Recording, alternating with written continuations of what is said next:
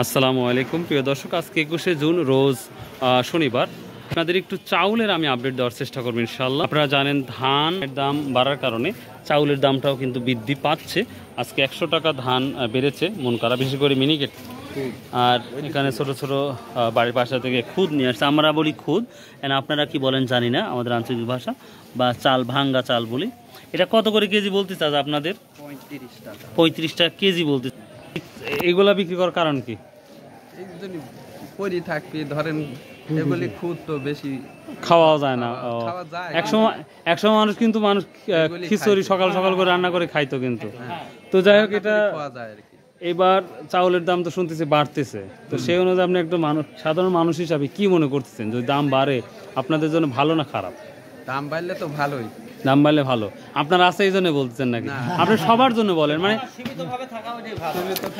যারা চাষ করছে তাদের জন্য একটা ভালো হয় এবং যারা কিনে খায় তাদের জন্য জানডা বাঁচে। স্বাভাবিক থাকলে হবে না, কিন্তু অতিরিক্ত বাড়াটা সবার জন্যই খারাপ। যাক, ভালো হ্যাঁ বুঝতে পারছি। তাহলে 3500 করে বলতে, 35 টাকা কেজি বলতেছে না? আচ্ছা আচ্ছা, ঠিক আছে। 29 কি দাম বিক্রি করছেন বেটা আজকে? 60 টাকা কেজি বিক্রি করছেন 29 ধান। আর মিনিকেটটা 70 টাকা কেজি বিক্রি করছেন না? ও আচ্ছা আচ্ছা, ঠিক আছে। হ্যাঁ, বাজার তাই দেখলাম, ধানের বাজার বেশি। চাউলের ইয়েতে আসলাম। আসসালামু আলাইকুম। কেবাব শুরুই করেন নাই? চাউল শুরুই করেন নাই? সালামু আলাইকুম, কি অবস্থা? বাজার অনেক বেশি ভাই, বস্তাকে 50 টাকা। প্রতিদিন আসতেছে খালি লাফালাফায় বাড়তেছে। ধানও তো বাড়ছে দেখলাম। তাহলে 29 কত করে? 25 কেজির বস্তা কত? 1420 টাকা। এটা হচ্ছে 29 ধান আর পাইকিরি। আর হচ্ছে মিনিকেটের কি অবস্থা? মিনিকেট আছে 1650, 1620 টাকা। এটা 25 কেজি।